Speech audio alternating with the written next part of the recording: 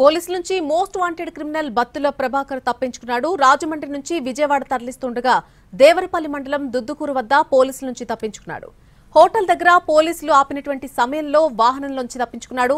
బత్తుల ప్రభాకర్ ను రాజమండ్రి జైలు నుంచి వాయిదా కోసం విజయవాడ తీసుకుని వెళ్లి తిరిగి రాజమండ్రి తీసుకొచ్చే క్రమంలో సాయంత్రం 7:30 సమయంలో తప్పించుకుని పారిపోయాడు. నిందితుడి చేతికి బేడీలున్నాయి.